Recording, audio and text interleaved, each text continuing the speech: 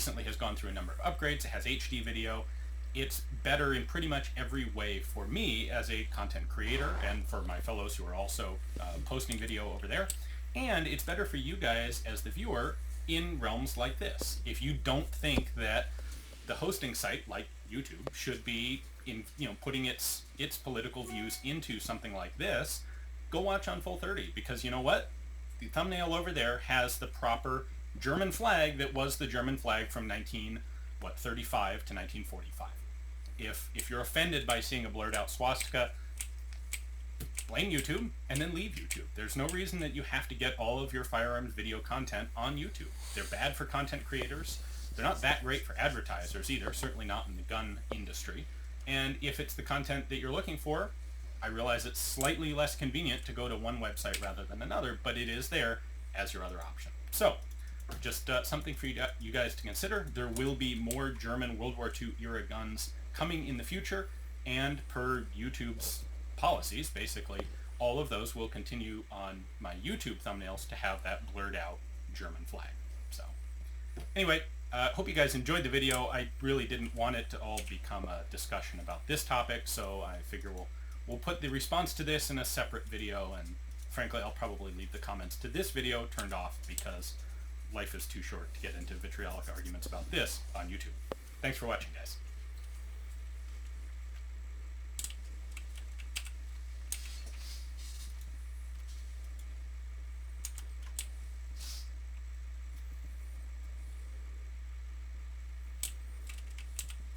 Hi guys, thanks for tuning in to another video on ForgottenWeapons.com. I'm Ian. I'm here today at the Rock Island Auction Company. I'm taking a look at some of the guns that they are selling in their upcoming September of 2016 premiere auction. And now normally I stay away from stuff with Nazi Party affiliation or connection because frankly it's all pretty distasteful. However, I have one here that's associated specifically with Heinrich Himmler, but not really in a political sense. And this one's actually, I think, kind of interesting. Now, this is a Sauer 38H pistol. This is not really one of the better known German military pistols, but it is actually one of the very common ones. Everyone thinks about Lugers and Walther PPs and P38s, but in actuality the Sauer 38H was manufactured by the hundreds of thousands and issued to virtually all branches of the German military, police, party, everybody. These things were out there being distributed just like all the other 32 caliber small pistols that the German military used. Now this one has a really interesting inscription on it. It's got Heinrich Himmler's signature engraved in it, which is okay, but then it also is inscribed Dem Scharfschützen, which is for sharpshooters, or for the sharpshooters. What makes this interesting is this was actually part of Himmler's attempt to sort of build morale and encourage sniping in the German military. So Himmler isn't really a military commander, not a general really. He of course ran the SS, and towards the end of the war he was made commander of the reserve army, but not really a tactician, strategic level actual general. He was a political leader. But one of the things he tried to do was this program to encourage morale and sniping in the army. And so he came up with a series of rewards. Now, in general, the German military had sniper badges that they would award. So if you had 20 confirmed sniper kills, you would get a third-class sniper badge, and then for 40, a second class, and for 60, a first class, and there were some other prizes that were sometimes associated with this. And unless you were a complete idiot, you would not wear these patches on your uniform, because this is mostly taking place on the Russian front, and if you're a sniper and the Russians capture you and you've got this nice badge on your arm saying that, yeah, you shot 40 Russians, they're not going to treat you well. So nobody ever wore those things, not anybody with any brains. Well, this was a similar program that was run directly by Himmler, and the program here was if you made 50 confirmed kills, you would get a special vacation, leave, and you'd also get a watch from Heinrich Himmler. Okay, if you got 100 confirmed kills, then you would get, and it sounds that some of this comes directly from some published letters of Himmler's, but it sounds like you kind of got your choice, a hunting rifle, or a really good set of binoculars, or one of these Sauer 38H presentation pistols. And in theory, if you got 150 confirmed kills, you would get to go on a hunting trip with Heinrich Himmler himself. okay. I'm not sure that that ever actually happened. There are only like less than 10 of these pistols known to exist today.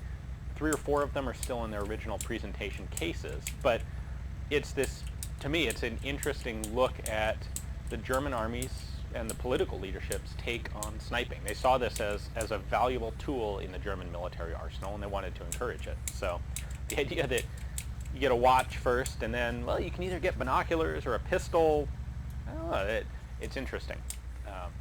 Now, because it's got Himmler's name on it, it is fantastically valuable, because for whatever reason, everything Nazi associated has become quite desirable.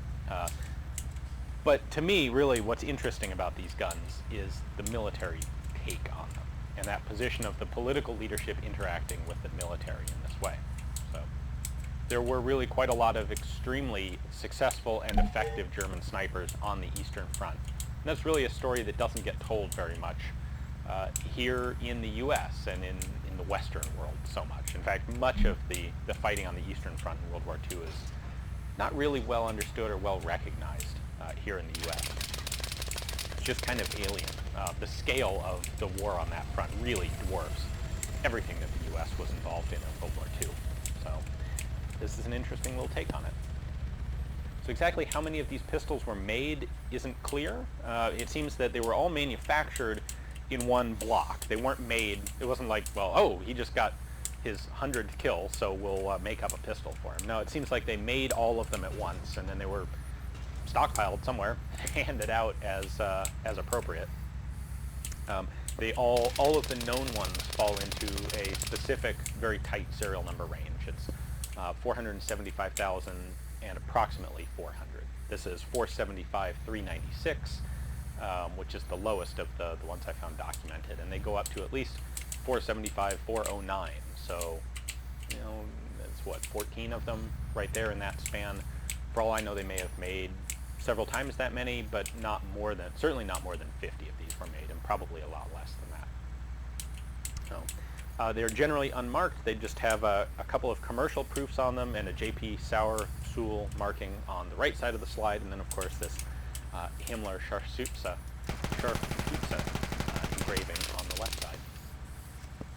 If you'd like to have this one yourself, and you've got the money to make that happen, check out the link in the description text below. That'll take you to Rock Island's catalog page on it. You can see their pictures. They have some of the provenance on this, and place a bid online, or I don't know that I'd place a bid of this magnitude online. I would probably come here in person, check this thing out, and participate in the auction live. Thanks for watching.